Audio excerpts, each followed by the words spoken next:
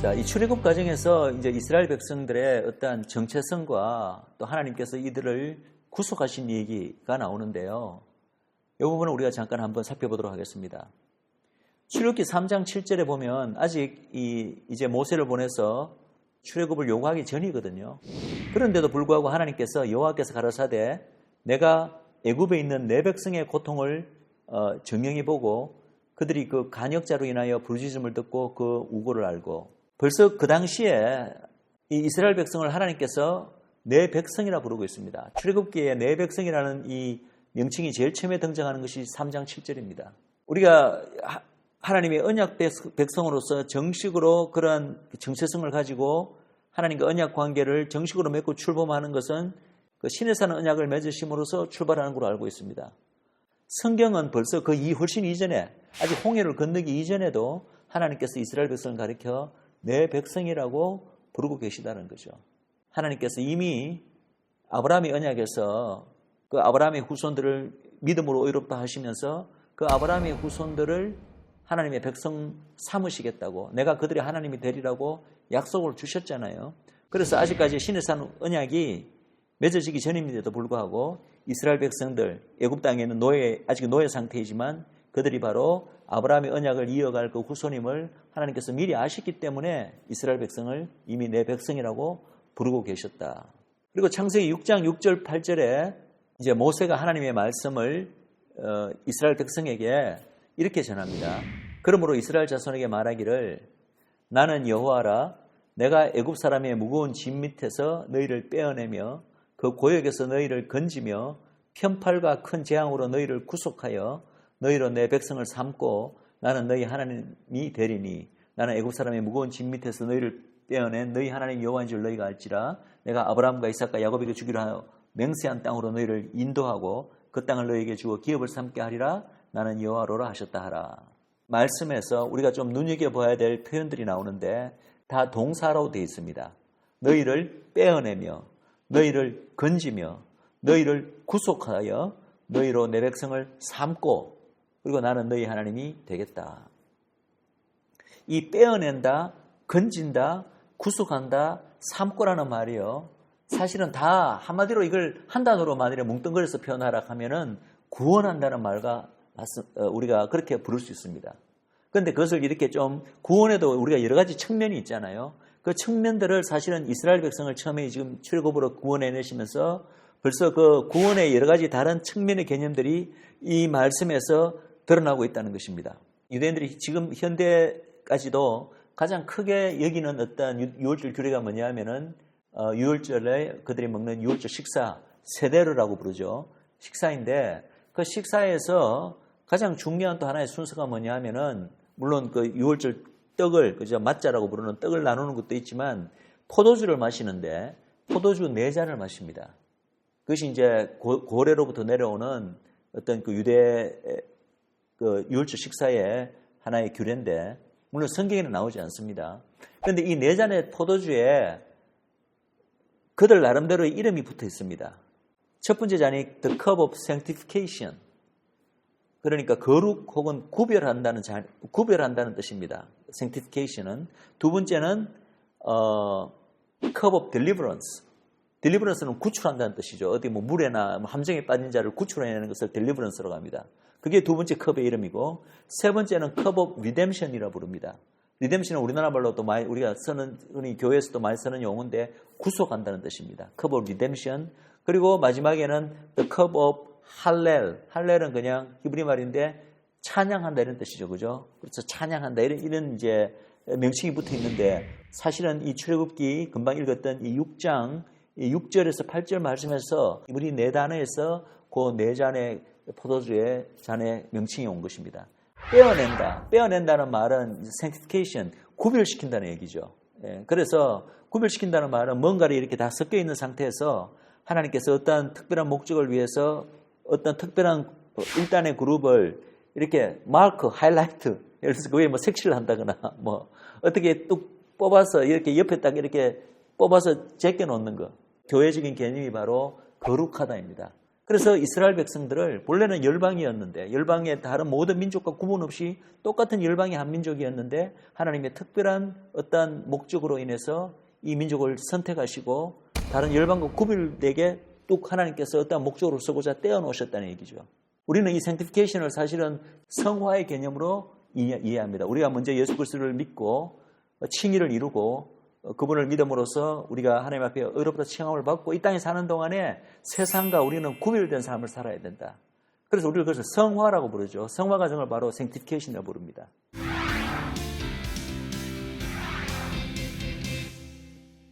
그 다음에 두 번째는 이제 건진다, deliverance인데 deliverance는 말 그대로 힘든 상황, 고역의 상황, 노예된 상황, 포로된 상황에서 건지는 것을 말합니다. 이것은 어떤 영적인 구원을 의미하는 것이 아니라 실질적으로 우리가 가지고 있던 어떤 그런 결박된 것을 풀어주고 자유케 하고 어떤 문제를 해결해주고 그런 개념이 바로 deliverance입니다. 이스라엘 백성에게는 이제 deliverance가 바로 노예 상태에서 풀리는 것을 말하는 것을 아시겠죠. 그런데 세 번째 단어가 이제 구속하여인데 이 구속하다는 단어는 우리 이제 그 신약 성경에도 자주 등장하는 표현이고 이것이 이제 우리 뭐 인신 구속하고는 다른 개념인 걸 아시겠죠. 영어로는 redemption이고 명사는 동사는 redeem이라는 개념인데 이 구속한다는 개념은 굉장히 좀 우리가 분명히 그 의미를 알아야 됩니다. 맹똑같이 어떤 노예 상태나 포로로 잡힌 자, 인질로 잡힌 자를 구출한다는 개념은 딜리버런스하고 약간 비슷한데요. 대가를 치르고 빼내는 것을 구속한다고 이야기합니다. 하나님께서 이스라엘 백성들을 지금 이제 출애굽 사건을 통해서 애굽에서 풀어내시는 사건을 가리켜 구속한다라는 표현을 쓰고 계신다는 거죠. 우리가 그냥 하나님께서 은혜로서 하나님이 이스라엘 백성에 대한 또 언약의 신실하심으로 그들을 노예 상태에서 구출해내는 것 같으면 그냥 이해가 되죠. 그런데 여기 왜 구속하다는 표현을 사용했을까요?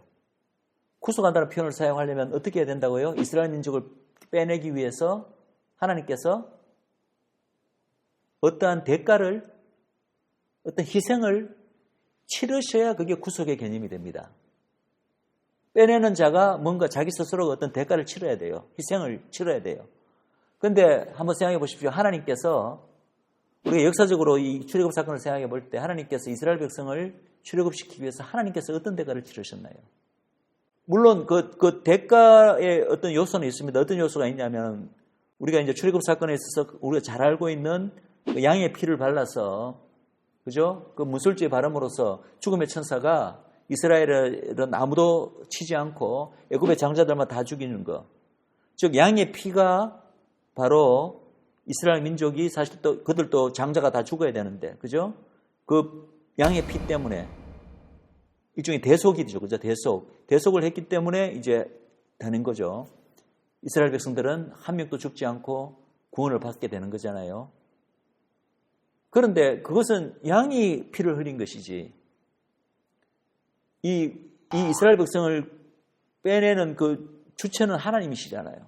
하나님께서 뭐 어떠한 대가를 희생을 치르신 건 아니잖아요. 그럼에도 불구하고 여기 말씀에서는 이스라엘 백성의 이 구원의 행위를 하나님께서 구속하셨다고 이해한다는 것이죠.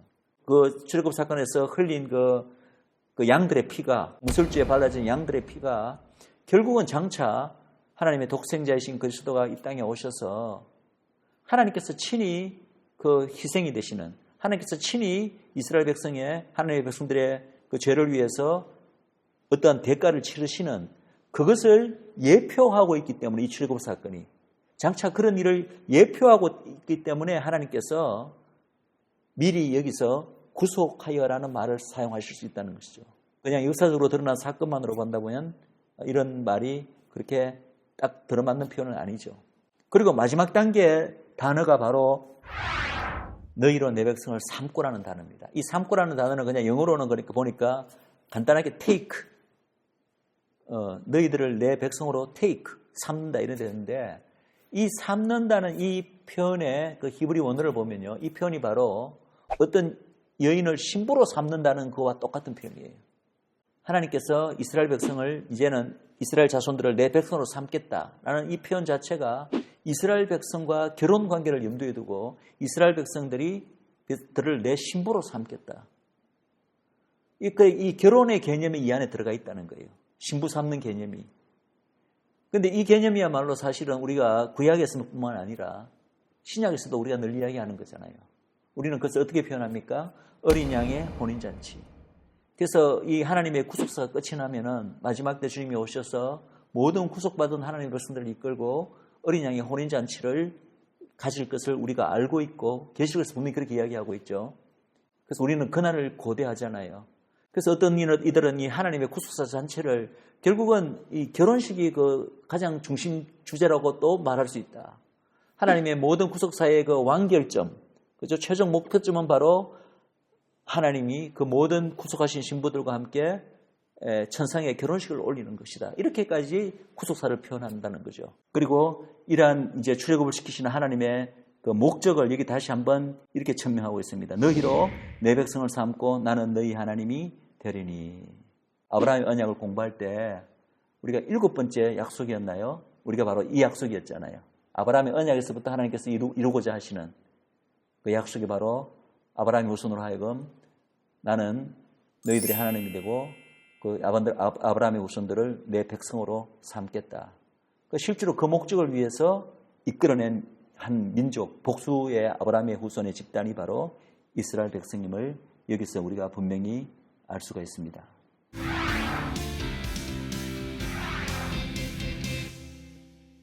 여기 출애굽 과정에서 우리가 또 하나 알 수가 있는 것은 이스라엘만을 향한 어떤 목적이 아니라 하나님께서 이런 출애굽 사건을 통해서 온 열방을 향하여 어떤 목적을 표명하셨다는 거죠.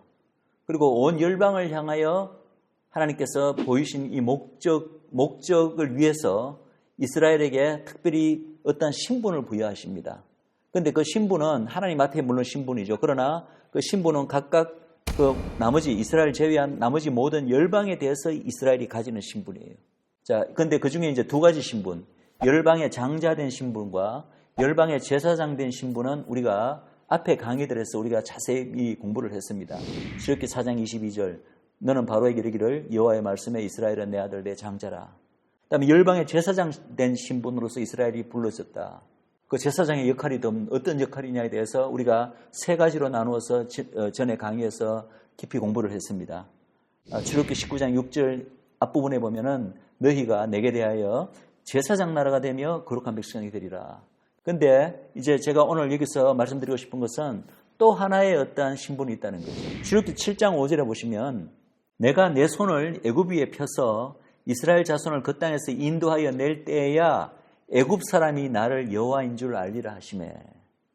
또 출애굽기 14장 4절에 보시면 내가 바로의 마음을 강팍케 한즉 바로가 그들의 뒤를 따르리니 내가 그와 그 온 군대를 인하여 영광을 얻어 애굽 사람으로 나를 여호와인 줄 알게 하리라 하시매. 우리가 그대로 행하니라.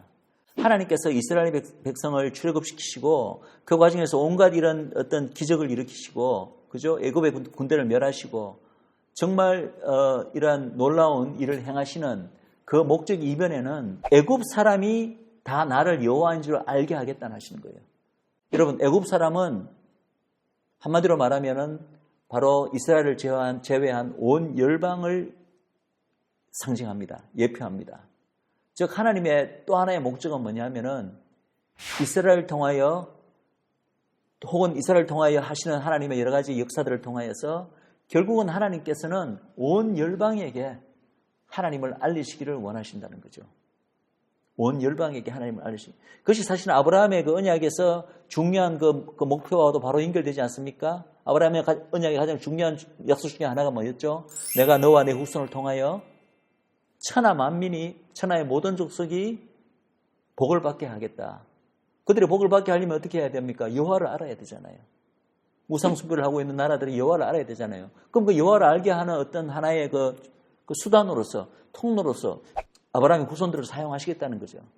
그런데 실제로 그 아브라함의 육족 후손으로서 이스라엘을 처음 이제 출범시키시는, 창조하시는 그 과정에서 이 출애굽 사건에서도 하나님께서 바로 그 출애굽 사건을 통하여서 하나님께서 영광을 받으시고 그것을 눈뜨고 지켜보고 있는 모든 애굽 사람들에게 여호와 하나님이, 이스라엘이 믿는 이 이스라엘의 하나님이 어떠한 분인가를 알리시는 것이 목적이라는 거예요.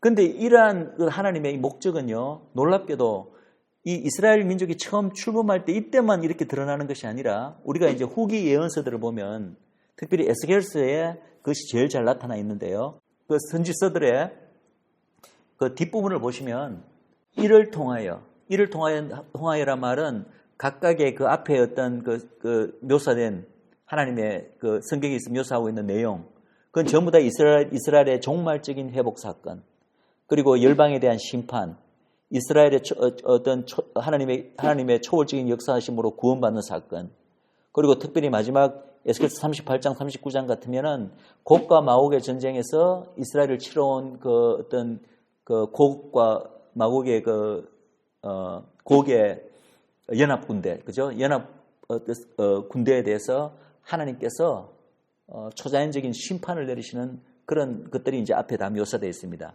그럼 이러한 묘사들 위에 각각의 장의 마지막 구절이 어떻게 끝나냐 하면은 이로써 열국이 나를 여호와인 줄 알리라. 이 에스겔서에 묘사된 이러한 사건들의 중심에는 누가 있나요? 이스라엘이 있습니다. 다 이스라엘과 관련된 거예요. 이스라엘의 회복, 어떤 육적인 회복, 자연적인 회복, 초월적인 영적인 어떠한 회복, 그리고 이스라엘을 향해서 적대하고 공격해오는 이 열방들에 대한 하나님의 심판, 이 모든 것들의 중심이 이스라엘이 되어 있는데, 그러한 사건들을 통해서 하나님께서 마지막에 선포하시는 것이 이로써 이 모든 것들을 통하여 온 열국이 내가 바로 이스라엘의 하나님인 줄 알리라, 혹은 내가 여호와인 줄 알리라. 그런데 똑같은 그 구절이요, 이제 처음에 이스라엘을 출애굽시키실 때는 어떻게 표현되어 있나요? 그 당시 홍해를 가르시고 이러한 애굽을 심판하시는 그러한 것을 통해서 애굽 사람이 나를 여호와인 줄 알리라. 애굽은 바로 온 열방을 상징한다고 말씀드렸잖아요. 이 마지막에 이제 이스라엘의 그 종말론적인 사건인데 에스겔서 표현하는 것은 이걸 전체적인 사건을 우리가 뭉뚱그려서 제2의 출애굽 사건이라고도 부를 수 있습니다. 그래서 처음에 이스라엘이 탄생하게 되는 제 첫 번째 출애굽 사건이나 이스라엘의 마지막에 종말론적인 어떤 마지막 때의 제2의 출애굽 사건이나 둘 다 그 출애굽 사건을 통해서 하나님의 어떤 그 놀라우신 영광과 능력과 또 그분의 진노와 심판과 구원의 역사가 나타나고, 결국은 이스라엘을 중심으로 일어나는 이 모든 사건을 통해서 하나님께서 또 하나 원하시는, 목표하시는 그 목표가 뭐냐 하면은 온 열국이 그것을 보고 바로 이스라엘의 하나님이 내가 바로 여호와인 줄 알게 하리라. 자, 이러한 점을 우리가 고려할 때 우리가 한 가지 더, 그럼 이스라엘이 이러한 데서 가지는 역할, 그 기능을 우리가 한번 생각해 볼 수 있습니다. 저는 그것을 이렇게 표현하고 싶습니다. 바로 이스라엘은 온 열방의 선지자 역할을 한다. 선지자 역할이 뭔지 아시겠죠? 선지자는 하나님을 알리는 역할입니다. 물론 하나님부터 직접 어떤 말씀을 받아서 열방에 전하는 것도 선지자가 하는 일이지만, 어떤 형태로든지 그 어떤 존재를 통하여 그거로 말미암아 다른 사람들이 하나님에 대해서, 하나님의 놀라우신 성품과 그분의 능력과 그분의 어미하심과 그분의 위대하심을 알게 된다면 이 사람은 선지자적인 역할을 감당하는 거예요. 이스라엘에 일어나는 그 모든 일들을 통해서 하나님을 알리는 역할을 한다면 이스라엘을 열방의 선지자라고도 우리가 볼 수 있지 않겠습니까? 그래서 열방의 장자 역할, 왕적 역할이죠. 열방의 제사장 역할, 그리고 열방의 선지자적 역할을 온전히 감당해낼 때 천하 만민이 여호와를 알게 되는 그 통로로 쓰시고자 불러내는 민족이 바로 이스라엘이다. 이것을 또 다른 말로 표현하면 바로 이스라엘은 하나님 나라의 모델로서 선택받았다고도 볼 수 있습니다. 그렇기 때문에 하나님 나라, 하나님 백성이라는 명칭을 주시고 신의 산에서 언약을 맺으시고 하나님의 모든 법을 주셔서 그 법을 지키는 나라, 지키는 백성으로 만들기를 원하셨던 거죠. 물론 이스라엘이 그 모델로서의 그 역할과 모든 것을 제대로 수행했는가는 또 다른 이야기입니다. 그거는 이제 우리가 좀 더 이제 앞으로 나누게 되겠지만, 결론적으로 말씀드리면은 온전한 성공을 거두지 못했고 오히려 실패했다고도 볼 수가 있습니다. 그러나 그 실패는 실패로 끝나지 않고 결국은 하나님께서 실패를 회복시키시고 성공으로 만회하는 것으로 하나님의 구속사가 끝이 나게 될 것이라는 것입니다. 오늘 강의는 여기서 마치고 다음 시간에는 이 신의 산 언약의 성격에 대해서 우리가 한번 또 나눠보도록 하겠습니다.